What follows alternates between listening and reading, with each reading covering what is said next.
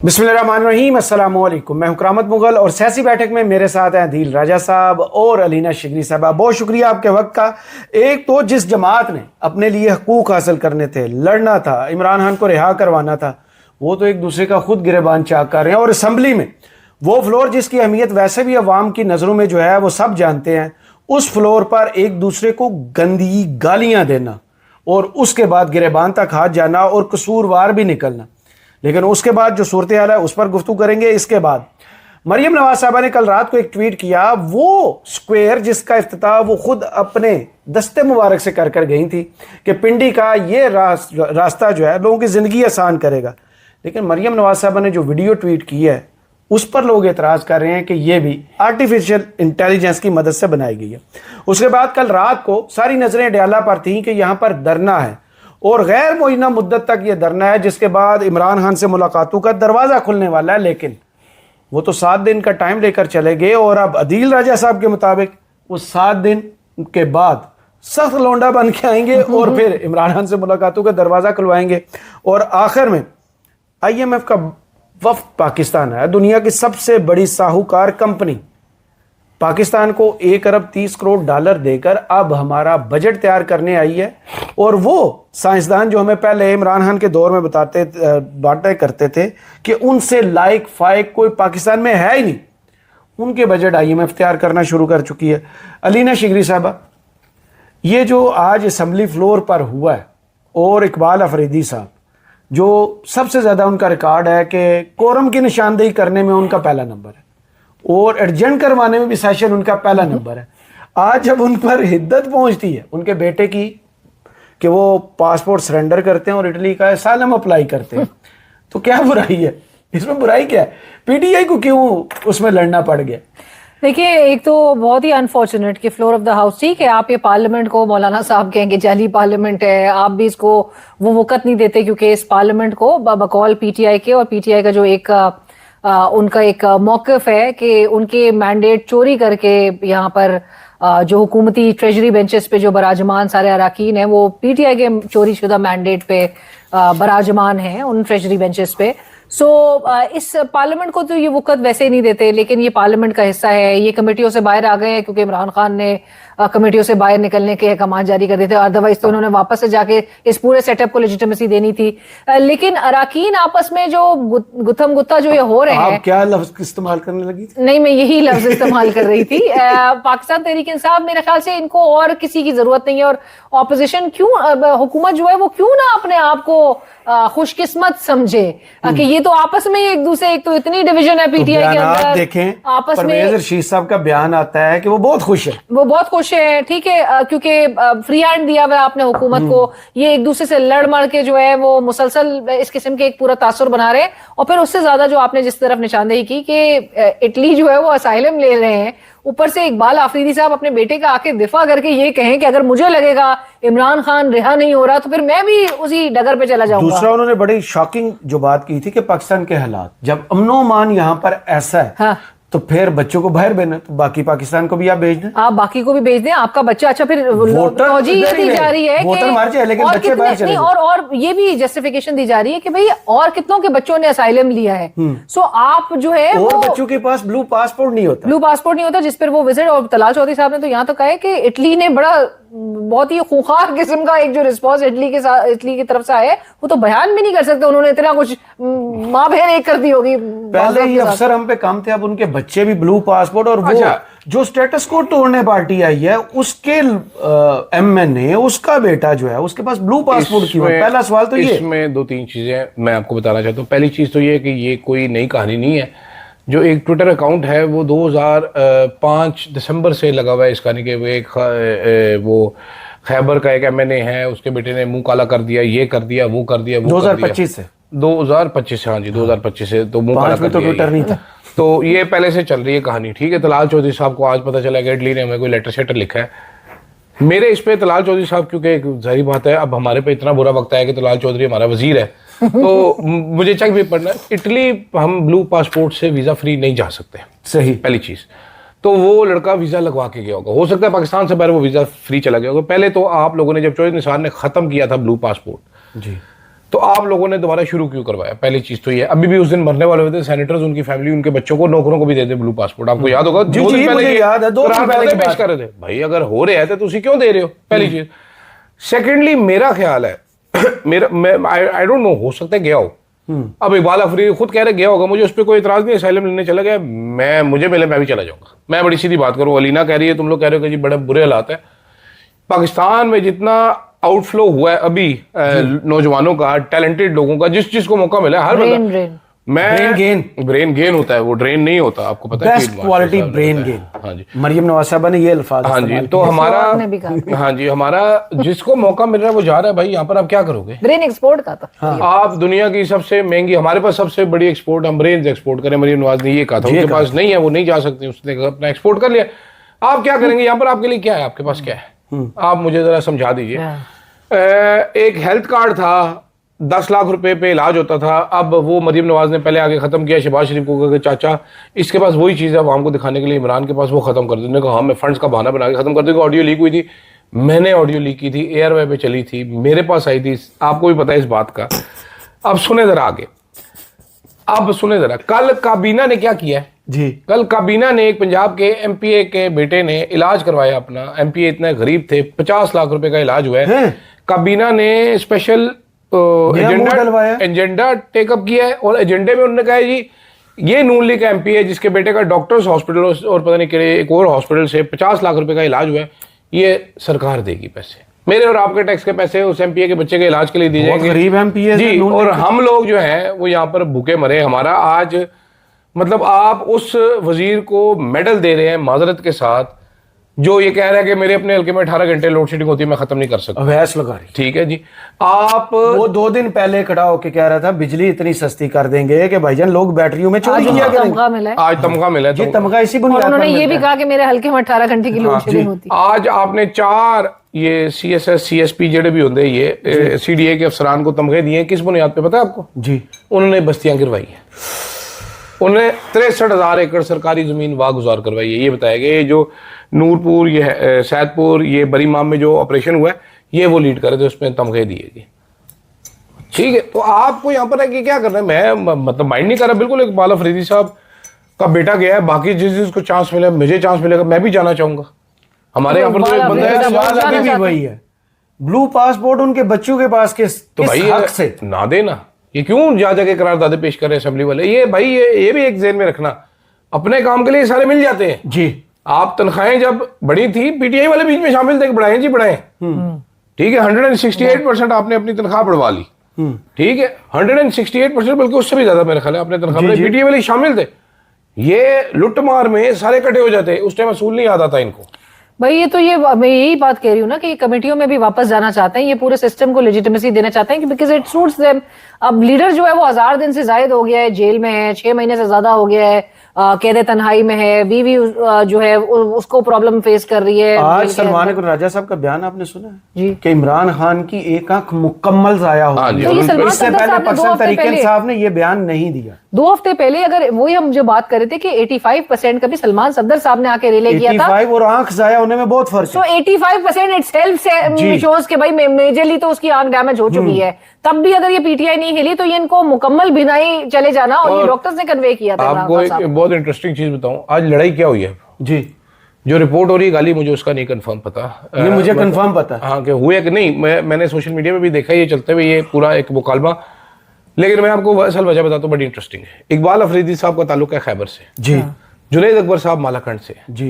ये दोनों बड़े अपने दिल अंदर ही अंदर से बहुत जोशीले, इनको लगता है जो ये खिताब करेंगे उससे तबाही आ जाएगी, इनकलाब आ जाएगा। जुनैद अकबर साहब को हर सेशन में तकरीर करना आया जाता है, जुनैद अकबर साहब को, उनको ये करने नहीं देता। इकबाल अफरीदी साहब हर सेशन में खड़े होकर बोलते हैं, अगर इनको बोलने दो ये कहते हैं कोरम पूरा नहीं। हाँ, माइक ऑन हो या ना हो ये बोलते हैं, और अगर इनको बोलने ना दो ये कोरम की निशानदेही कर देते हैं। सबसे ज्यादा मैंने बताया भाई इनका काम क्या है, ये आते हैं, ये गिनते हैं बंदे। आज कितने 7 बंदे थे गवर्नमेंट के, 25 टोटल, 7 और 25 ये 33-34 बंदे सेशन चला रहे थे। सुन ले, ये हाजिरी लग जाती है, पैसे सालों को मिलते हैं, वो टेंशन नहीं है कि गैर हाजिरी लगी हो, हाजिरी सबकी लगी हो। इलेक्ट्रॉनिक सिस्टम के बगैर जाली हाजिरी लगती है, सारे MNAs की जाली हाजिरी लगती है। यार आज आपने आईपैड वाला लतीफा नहीं सुना? हाँ जी, आईपैड वाला लतीफा भी मैंने सुना है, वो ये खुद ही वो स्पीकर साहब कहते हैं कि ये कल से एजेंडा छप के नहीं आएगा, जो हमने आपको आईपैड्स दिए हुए हैं, हाँ जी, वो लगे कल होते से हैं ना लेकर आए उस पर।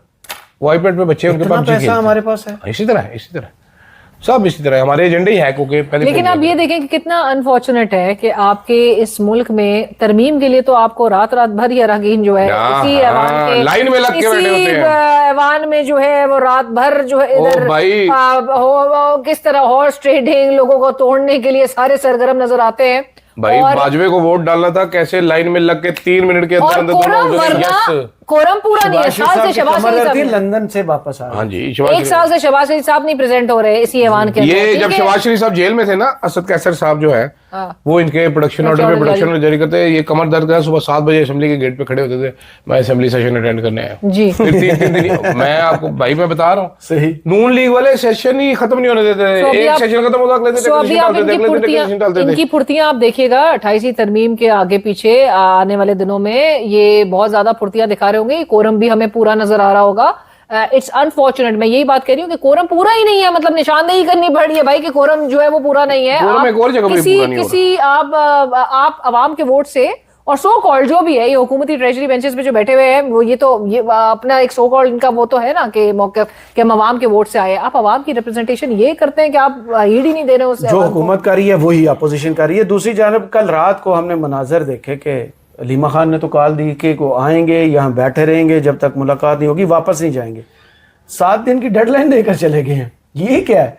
सख्त लोंडा बनकर आएंगे इनके मुताबिक। हाँ। मेरा तो टेक ये है इस पे बड़ा सिंपल सा कि सुहेल अफरीदी साहब अल्लाह करके वहां पर पहुंचे बड़ी मुश्किल से। वो वैसे उन्होंने आगे 87 MPs सुने जरा छोड़े 87 MPs को। मैं कोई और बात लोग उनसे ज्यादा कल उन्होंने तकरीर की, उन्होंने कहा जी अलीमा खान ने बुलाया तो मैं आ गया। वैसे तुझे नहीं पता कि तेरा लीडर जेल में, माजरत के साथ मिस्टर अफरीदी, आपको ये नहीं पता कि आपके लीडर की एक आंख जाया हो चुकी है। 1000 दिन से ऊपर वो जेल में है, उसकी बीवी जेल में है, उसका भांजा जेल में है। सुनो किया हो कहीं आप देखें कुछ भी नहीं करना। कोई उसका भतीजा जेल, भांजा उसका जेल में है, 6 महीने से वो कैद तन्हाई में है। बहन ने बुलाया तो मैं आगे। वैसे तुम्हारा कोई फर्ज नहीं, वैसे तुम उसके नाम पे दिए गए नाम पे चीफ मिनिस्टर बन के तो प्रोटोकॉल एंजॉय कर रहे हो, तुम वहां पर चिड़िया लेके फिर रहे हो, तुम वहां पर ठेके दे रहे हो।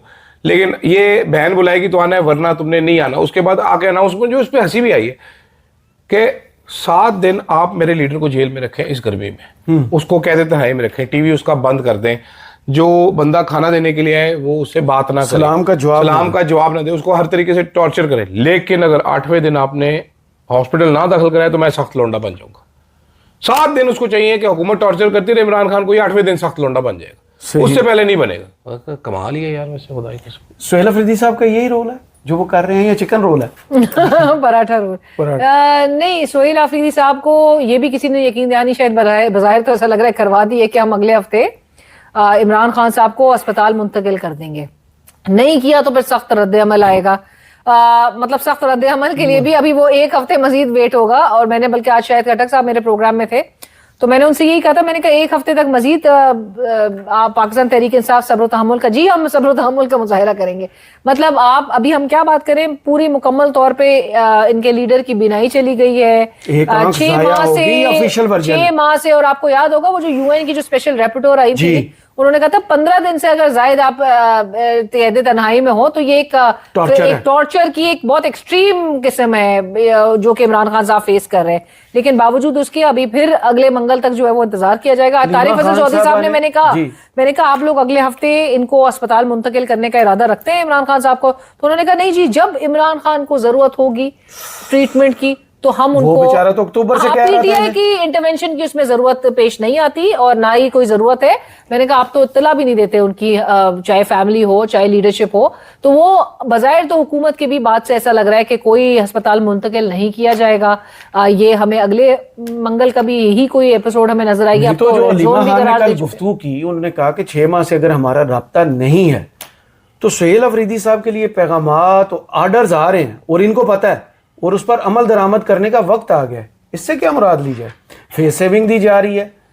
नहीं, पीटीआई के काफी लोग ऑफ द रिकॉर्ड ये भी बात कह रहे हैं कि हमें मना किया गया है कोई भी एहतजाज के हवाले से। किसने? नहीं, तो जहाँ से उनको आपको समझ आना चाहिए कि जहाँ से भी सोहेल आफरीदी साहब पे अगर अच्छे बच्चे होने की जो बात की जा रही है भाई, तो चलो। किधर से अहकामात आएंगे, लेकिन अच्छा, चलो। सड़कें गर्म नहीं करनी। चलो इस पे भी एक सड़कें गर्मी में वैसे ही गर्म हो जाती है, इस पे भी एक जरा वो देख लेते हैं ना इसको, व्यू तो पैगामात कोई मैं कहता हूँ हर चीजों की, मैं अलीना की बात मान लेता हूँ कि जी इनको मना किया है कि जी एहतजाज नहीं करना, उसके बदले लिया क्या इन्होंने?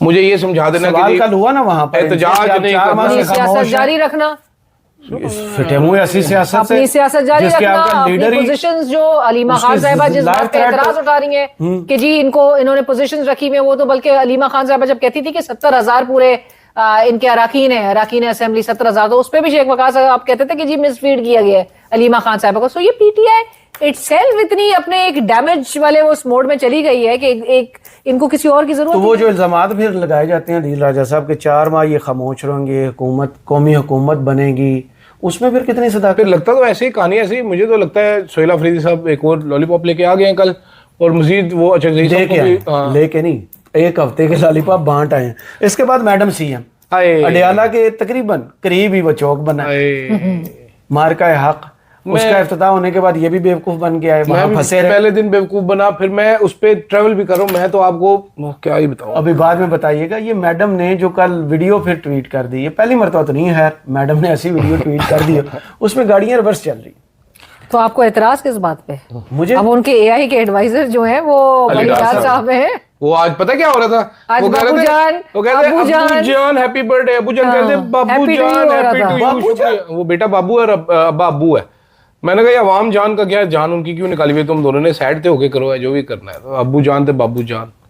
सो अब्बू जान से तो सिर्फ एक ही उससे लोगों को डर लगता है कि अब्बू जान जब आके कोई ट्विटर पे ट्वीट करते हैं कोई आयत आयत ट्वीट करते हैं। बिस्मिल्लाह, मैडम के अब्बू तो जान नहीं, कोई ना कोई सख्त फैसला सामने साथ आ रहा होता है। मैडम के अब्बू जान मेरे ख्याल में बगैर रुमाल के आज बाहर निकले हैं, उन्हें बू भी आई है अच्छा, और उनको कूड़ा भी नजर आया। वो नारंग मंडी शायद लाहौर का बिल्कुल साथ इलाका है। तुम सही कही थी ना, तो सुथरा वो गया पंजाब और जो है। उन्होंने वहां गुस्से का इजहार किया है कि जगह जगह ये कूड़ा करकट, क्या सुथरा पंजाब की तो मैडम कहते हैं मेरा मॉडल prime project रोल है। मॉडल था आपको पता है, इस सुथरा पे मैं एक पंजाब। लतीफा सुना सकता हूँ नवाज शरीफ की हालत पे, फिर आप लोगों ने एतराज नहीं करना। कल कर लेंगे। नहीं अभी सुनाता हूँ। तो नवाज शरीफ साहब को आज बू आई है और उनको नजर भी सही आया है, तो इस पे एक लतीफा मुझे उनकी तो याद है। खुशबू थी 400। सुन लो ना बे। उनको बू आई है। तो अब महक जो राशिद नसरुल्लाह की तरह राशिद नसरुल्लाह बुलबुल, डन इंडस्ट्रीज हो गया ये तो। तो एक औरत ना इसी तरह की नवाज शरीफ की उम्र की बुजुर्ग सी खातून डॉक्टर साहब के पास गई। डॉक्टर साहब को कहती है डॉक्टर साहब मुझे गैस की बीमारी है। तेरा बेटा तर डॉक्टर साहब को कहते हैं डॉक्टर साहब इससे कोई बंदा तंग नहीं होता, ना इसकी आवाज है ना इसकी स्मेल है। अभी आपके बैठे बैठे 2-3 दफा मैं वारदात मेरा मैं पाड़ा रीडा कर चुकी हूँ, लेकिन आपको भी देखे पता ही नहीं चला। तो लेकिन मैं चाहती हूँ कि आप कोई इलाज कर दें। तो डॉक्टर साहब ने कहा अच्छा। डॉक्टर साहब ने कहा जी ये गोली है, ये कतरे हैं, ये अभी आपकी नाक में डाले आप जरा अपने। वो अपनी नाक में डाले थे। अब उसने दिन में 3 दफा ये आपने करना है और कल मेरे पास आ जाना। अगले दिन वो गुस्से में लाल पीली डॉक्टर के पास जाती, कहती वे मरे डॉक्टर है तू क्या कर देता है। डॉक्टर साहब कहते क्या हुआ, कहती जी मेरे पेट में गैस थी, बू नहीं आती, अब तो इतनी गंदी बू आ रही है, उसका क्या किया तुमने मेरे साथ। डॉक्टर कहते हैं ओहो आपके नाक का इलाज हो गया, अब मैं आपके कानों का इलाज भी करूंगा। तो मियां साहब का नया नया ना नाक का इलाज हो गया, जो उनको आज बू आई है, अभी उनकी आंखों का इलाज करेंगे, उनको गंध भी नजर आएगा, उसके बाद उनके दिमाग का इलाज करेंगे तो उनके भाई और उनकी बेटी ने जो इस मुल्क के साथ किया उनको वो भी नजर आएगा। अच्छा हाँ जी। आज वो लाहौर निकले हैं तो उनको आइडिया हुआ है, उनको फिर दौरे करने चाहिए इधर उधर, दौरे पड़ने शुरू हो क्या जाएंगे। कुछ तबाही फिर चुकी है। अबे यार ये नहीं मेरे मुझे तो सवाल ये है कि ये तो मियां साहब से रहनुमाई ले लेके सारे इकदाम हो रहे थे, हमें तो पूरे इतने अरसे में यही बताया गया। मियां साहब तो बू छोड़ के गए हुए थे। जो भी मेजर लेना होता है, अवाम पर सख्ती के जितने भी फैसले किए गए उसमें अब्बे के मियां साथ साहब जोड़ा की जाता है। रहनुमाई है। मियां साहब कहाँ तो कमरे से उठ के चले जाया करते थे जब पेट्रोल की कीमतें बढ़ाई अब जाती उन्होंने थी। दीवारें सील करवा दी। अब चुनवा देने का बस मेरा अब ख्याल से। मियां साहब को गुस्सा आज चढ़ता है। मियां साहब बाहर निकले हैं तो उनको बू आ गया। मियां साहब को गुस्सा चढ़ता है, मियां साहब दीवार की तरफ मुंह करे खड़े हुए, जैसे ही शहबाज मियां शरीफ साहब ऐलान को करते हैं ना बताना- पेट्रोल महंगा हो गया, मियां मियां साहब- साहब ऐसे दीवार की तरफ मुंह करे बैठ जाते हैं। मैं नहीं बोलता। और अब मियां नया साहब- जुमला आता है, सीने पर पत्थर रख। अब वो कहा ना वो असद उमर ने अगले दिन के वो दूसरे के सीने के ऊपर उतर रख के ही सारा कुछ हो रहा है, लेकिन राशिद अंसरुल्लाह साहब को, जो अल्लामा राशिद अंसरुल्लाह यार वैसे वो उनको बताना चाहिए कि ये मियां साहब को कोई बताए कि जी आपकी बरकत से तो ये यार सारा कुछ जो है Rashid Nasrallah Bulbul Al Maroof done and डस्टिस, उनके बारे में नवीद सत्ती साहब जो रिपोर्टर हैं उन्होंने रिपोर्ट किया। उन्होंने कहा जी बुलबुल का एक करीबी अजीज जो है वो कनाडा में असाइलम पे है। तो भाई एक भाई उधर और एक भाई उधर, उन्होंने दो भाई। उन्होंने देखो अब ये अंदाजा लगाएं आप के मरीम नवाज का जो वजीर है उसका, जो अब इकबाल अफरीदी के बेटे को रो रहे थे, मरीम नवाज के वजीर का भाई असाइलम लेके बैठा है। एमपी है उनका भाई, पता नहीं, मैं गलत नहीं, होना तो नहीं चाहिए। है बुलबुल अब आए आखिरी बात की जानिब। हमें 1 अरब 30 करोड़ मिल गया है। तालियां। हुकूमत तो इस पे खुश होती है कि हमें कर्जा मिल गया। अब आते हैं उस पहलू की जानिब जो हमारी तालियां गायब करने वाला है। बजट वो बनाने पहुंच गए हैं। वो तो अभी तो पहुंचे हैं, तो उस पे हैरत हो रही है, वरना अदरवाइज तो वही बनाते हैं। आपका हमेशा अब बजट IMF डिक्टेटेड बजट होता है। पिछले साल खबरें आ रही थी, तस्वीरें नहीं आ रही थी। इस साल बाकायदा वजीर खजाना साहब की उस मीटिंग की दीदा दलेरी देखी है कि मीटिंग की तस्वीरें और वीडियो जारी की गई है कि IMF यहाँ पर बैठकर अब डिक्टेट कर, वो कहते हैं ना टेस्टिंग वाटर्स, ऐसे इकदाम किए गए जिससे अवाम का सब्र चेक किया जा रहा था, अवाम के पेशेंस को बहुत हर तरह से टेस्ट करने की कोशिश की गई। फिर अवाम जाहिर है एहतजाज की तो किसी काबिल नहीं है, आपको कौन से सुन कर दिया। अब डिटाई मतलब माजरत के साथ लेकिन बेशर्मी से अगर इकदाम ये सब किए जाए, जब हुकूमत को पता हो उसने इलेक्शंस में जाना नहीं है, उसने अवाम के पास दोबारा वोटों के लिए तो जाना नहीं, ना वोटों से आना है। सो इस किस्म के इकदाम से इनको तो कोई फर्क नहीं पड़ता, हमें अलबत्ता जरूर हैरत हो रही है। यार वो मुझे तो वही याद आ गया जो नारोवाल का वाहिद पढ़ा लिखा शख्स जो है, ऐसा नहीं बात, वही तो आजकल वो हमारे पास वो फार्मूला है, PTI IMF बजट नामंजूरी। मैं आपको बता देता हूँ जी उससे बेहतर मौत है। मैंने भी सुना, लेकिन आती भी तो नहीं ना इनको। तो ये मैं आपको बता देता हूँ, देखिए जो आया IMF लेके आया, जो इनको दिए 2000 अरब से ज्यादा रुपए टैक्स आमदन इन्होंने इकट्ठा करना है टैक्स हदफ। बजट के लिए 15,1300 अरब से ज्यादा टैक्स आमदन का हदफ ज़ेरे गौर आएगा। टैक्स नेटवर्क को वसी करना है, टैक्स टू GDP कर्जों के बोझ को कम करके 70% ऑफ मईशत तक लेकर आना जी।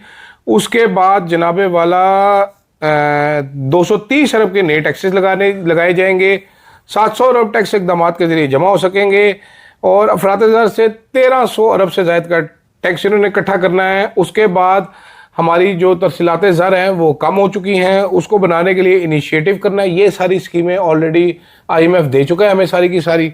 मजीद कोई स्कीम अगर आपको चाहिए तो ज़रूर बताएं। हम एहसन इकबाल साहब जो इस असर के सबसे बड़े दानिश्वर हैं, फिरौन से बड़ा उनका दिमाग है, उनसे बात कर लेंगे, वो ये करवा देंगे आपको। तो बजट अब हमें इम्पोर्टेड मिला करेगा। सर पिछले 3 साल से आपको इम्पोर्टेड बजट ही मिल रहा है हमेशा ही। अभी आप सिर्फ डेलीगेशन को देख रहे हैं, अदरवाइज हमेशा एक डिक्टेटेड बजट किया। IMF डिक्टेटेड बजट होता है, इसमें कोई और आके बैठना और फैसले और इस बजट से पहले ये भी नाज़रीन को बता दीजिए, इस बजट से पहले आपके मुमकिन तौर पे बिल्कुल कंफर्म नहीं ये चीजें कि 28वीं तरमीम भी करेंगे और ये लेवी की मद में मजीद भी अवाम के जेबों पे जो कुछ रह गया है वसूल कर लिया जाएगा। 127 रुपए का बता दिया गया है, तैयारी पकड़ ले। हाँ 127 या 147 127 ले जाएंगे। मजीद इसमें इजाफा हो। नहीं 127 हो नहीं सकता, पहले 60 से ऊपर हो सकता है। 100 से नीचे लेके गए थे नोटिस, ये मैं आपको कैलकुलेट करके बताता हूँ। अभी लेवी है 117 रुपए, ठीक है, 160 का टारगेट है, तकरीबन 42 से 43 रुपीस का एक समरी भेजी जाएगी। अभी सुन ले, ये ओगरा जो है वो अचानक से इतने पैसे निकाल के भेजेगा, इतने का इजाफा करना है। फिर शहबाज शरीफ साहब हातिम ताई की कवर पे दौलती मार के इसमें 10-15 रुपए कम कर देंगे।